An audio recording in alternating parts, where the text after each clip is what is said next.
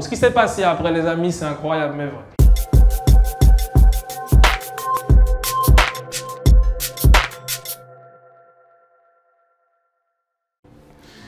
Alors, ce qui s'est passé, j'ai passé un concours pour entrer dans une école. Alors, on va faire un petit exercice de visualisation et vous allez comprendre encore une fois pourquoi je vous dis ça. J'ai passé un concours, c'était le 12 juillet 2018, pour entrer dans une école.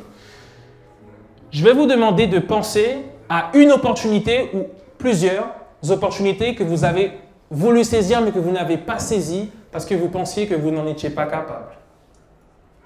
J'ai voulu faire telle chose, mais je ne suis pas une tête, je ne pourrais pas, c'est trop de... Je voulais, mais je n'ai pas fait. Pensez à ça.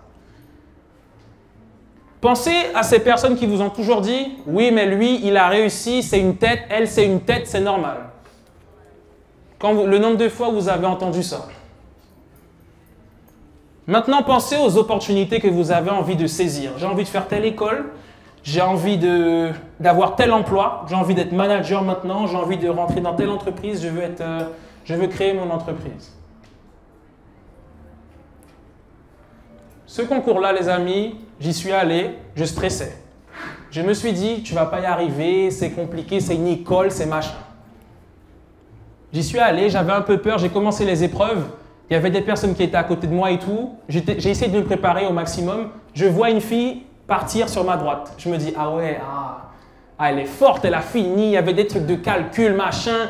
Je suis la mère, tu vois ça, Alan, tu n'as même pas encore fini. La fille a déjà terminé.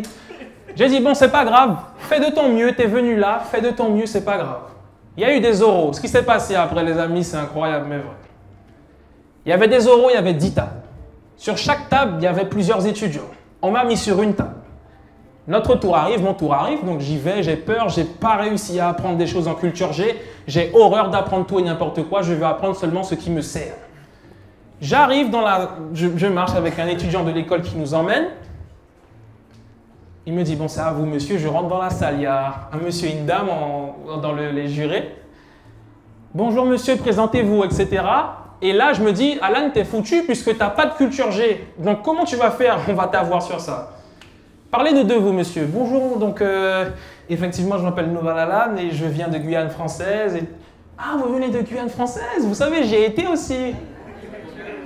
Donc, vous voulez me dire que sur 10 tables, on m'a mis sur la table avec les jurys, avec le jury, ouais, les membres, avec le jury où il y avait un monsieur qui a été en Guyane. Rien n'est fait par hasard, les amis. Donc, on n'a parlé que de la Guyane. Il ne m'a pas demandé... Il ne m'a pas demandé qui était sous la Troisième République, si Mozart avait... Alors, et la problématique des 500 frères, tout ça, vous en avez pensé quoi, machin? On n'a parlé que de ça. J'ai dit, alors là, ok, bye. Et du coup, on n'a parlé que de ça. Après, j'ai embrayé sur mes projets et tout. Et ça s'est super bien passé. Je suis sorti de là. J'étais tellement content. Pourtant, quand je suis rentré là, je doutais comme jamais. Et là, je me suis dit, waouh, ça s'est super bien passé. Je vais vous donner un exemple d'une amie. Ça m'a fait beaucoup de peine. Elle m'a dit, tu sais, Alan, je voulais faire une école. J'avais un projet. Mais j'avais tellement peur de ne pas réussir que lorsque ma mère m'a dit, alors finalement, tu passes le concours, elle a dit, oh non, je ne veux plus, j'ai changé d'école. Elle m'a dit, c'était pas vrai, j'avais juste peur de ne pas être à la hauteur. Et juste avant de partir en France, je l'ai croisé, on a discuté, je lui ai raconté, tu sais quoi? Regarde ce qui s'est passé, ce que j'ai fait. Mais le plus incroyable n'est pas encore arrivé, ça arrive tout de suite. Donc là, le concours s'est plutôt bien passé, ça va. Le 19 juillet, les amis, je décide d'aller voir une banque, puisque moi, je n'ai pas d'argent, je voulais faire un prêt étudiant.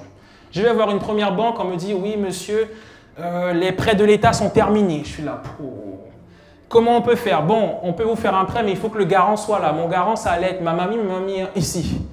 Et elle me dit, il faut absolument que ta mamie soit là. J'ai dit, ok, c'est mort. Je décide de partir. Mais avant de partir, la dame me dit, ton école peut te faire un prêt potentiellement. J'ai dit, ok, d'accord. Mais je me suis dit, mais Alan, qu'est-ce qui va faire que ton école va décider de te faire un prêt? C'est impossible, tu as passé un concours. Qui es-tu pour que l'école te fasse un prêt? Le jour même, les amis, je reçois les résultats. Je suis désespéré, je rentre chez moi parce que je me rends compte que je suis en galère et que j'aurai potentiellement le concours. Je reçois un appel, je n'ai pas le temps de répondre. J'écoute mon message vocal. Allô, oui, bonjour, monsieur Nobal, vous avez réussi le concours, hein, donc on vous a envoyé les résultats et puis en plus vous avez fini premier du concours avec une moyenne de 16,9, donc vraiment c'est très bien, il y avait une 50aine d'élèves, bravo, vous êtes premier du concours. Je me dis, what? Alors déjà que je ne pensais même pas l'avoir quand je suis rentré, en plus j'ai terminé premier du concours, j'ai dit, eh bien voilà la raison pour laquelle ils vont me faire un prêt, parce que je suis premier. J'ai dit, je ne sais pas qu'est-ce qui se passe, mais j'aurais jamais, les amis, j'aurais jamais cru réussir le concours déjà. J'aurais dit, ok, c'est bien, mais être premier, être major du concours, c'est quelque chose. Et je vais vous dire une chose simple. Si j'ai réussi, tout le monde ici présent peut réussir. Je le répète, si j'ai réussi, petit Alan, dans son petit quartier de Cayenne, à aller dans une école et faire major du concours, n'importe qui ici peut le faire parce que Dieu seul sait à quel point je doutais de moi quand je suis rentré là. Et tout ce qui s'est passé était juste incroyable. Donc, les amis, même si vous doutez de vous, allez-y et donnez le maximum. C'est ce qui se passe quand on donne le maximum et qu'on y croit ou on n'y croit pas, mais on y va et on fait le nécessaire quand même. Donnez le maximum. On peut vous dire, mais toi tu vas faire une école, toi tu vas faire une école, arrêtez. Ces gens-là n'ont jamais essayé. De côté, fais ton concours, donne tout ce qu'il y a. Peut-être que tu foires, peut-être que ça se passe comme ça. Et si ça se passe pour moi, je ne vois pas pourquoi ça ne se passerait pas pour vous ici présents aujourd'hui. Du coup, j'avais un deuxième, parce que finalement l'école ne m'a pas fait le prêt. Ça aurait été trop beau, hein. Mais en tout cas, j'étais content, mais ça aurait été trop beau. J'avais un deuxième rendez-vous avec, cette fois c'était la caisse d'épargne, sans vouloir leur faire de la pub. C'était le 24. La veille de mon rendez-vous, le 23, je fais une crise d'épilepsie encore.